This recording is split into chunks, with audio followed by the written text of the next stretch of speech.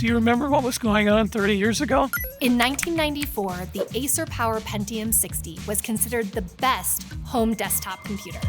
In 1994, 31% of American households had a computer. And this thing called Netscape Navigator that doesn't even exist anymore came out so you could traverse this thing called the World Wide Web.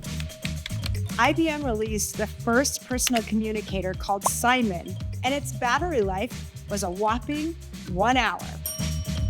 In '94, they were actually using pagers, and flip phones were just coming on the market. Other popular technologies were floppy disks, fax machines, and cassettes. The first PlayStation was released in Japan. And in 1994, we founded what is now known as the Colorado Technology Association. It was initially the Colorado Software Association. Later on, it became the Colorado Software and Internet Association, and then finally the Colorado Technology Association.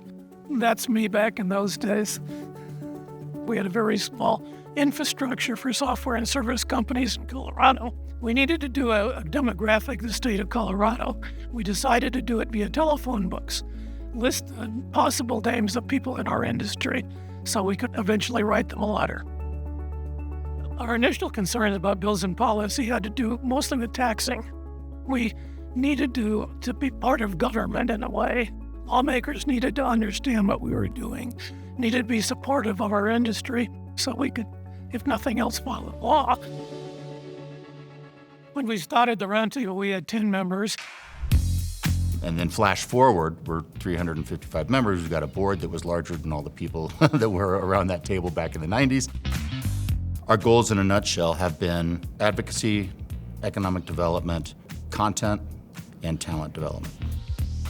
It is no surprise that Colorado ends up at the top of the list for best place to start a business, best place to grow a business, and where to find funding. And it took decades of work from CTA and our partners to get here. We're taking bold steps to further foster and grow a dynamic ecosystem of innovation and collaboration to bring good-paying jobs to Colorado and keep Colorado competitive. So the big accomplishment, I think, is getting CTA to where it is now. The technology industry is critical to the entire Colorado economy. We make up 9% of all Colorado employment, and Colorado is the third fastest growing technology state. One of the most important enabling factors for our technology companies here in Colorado to be successful is the availability of good talent.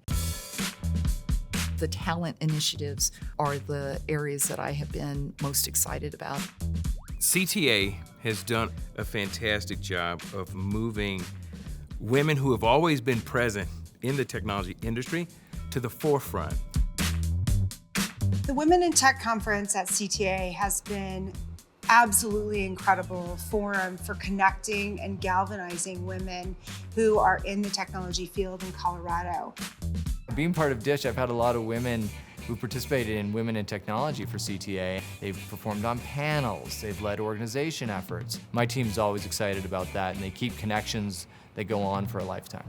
That's important because as you transition companies, there's a lot of changes that take place, but the CTA community was always there for me. At the same time, I think we've been able to put a focus also on the upcoming professionals.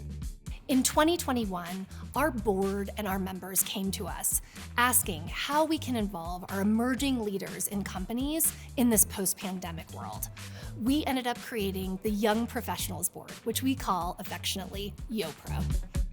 The next generation of technologists and leaders really excite me because those are the ones that affect pipeline. Those are the ones that affect the distribution of the education of nano and AI.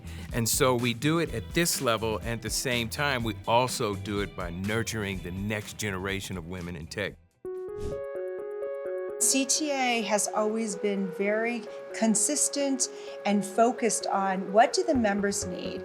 When we talk about serving citizens and we talk about using new and emerging technologies, we're also aware of the impact and sometimes the unintended consequences of using it. We just recently had an AI summit here in Denver. The city is very intentional about going at a good pace to make sure we leverage those technologies that are only beneficial to the citizens of Denver. And so we're plugged into not just what's happening today, but what's happening tomorrow. And that's the thing that I've been amazed by in this organization. We provide a number of different venues that allow people to collaborate and to get to know each other and network and help each other. I love the Apex Awards. It's great for us to take a moment and celebrate some of the outstanding contributions. Sea Level at Mile High is a fantastic event. It's been around since 2007. You get all the top technology professionals within Colorado. All the top C-level folks that you want to be able to meet with are available and at your disposal. It's a rare opportunity for a lot of the technology community. I think if you're looking for a place to discuss, rationalize, understand, share, I think CTA is a good spot for that. Our work at CTA is more important than ever. The technology industry touches every single industry in the state. The future of CTA has endless possibilities. We are becoming everything that our founders envisioned. We believe in entrepreneurship and innovation, and thanks to the work of CTA and our board, we are now connected to the entire world. I do feel very good about the association. Over the years, it's been managed by a lot of good people, and I appreciate everything that they've done. This is the time for our industry to meet the moment and to lead us into the next 30 years. Congratulations, and here's to another 30 years. Congratulations, CTA, and thanks for being here, celebrating our 30th anniversary.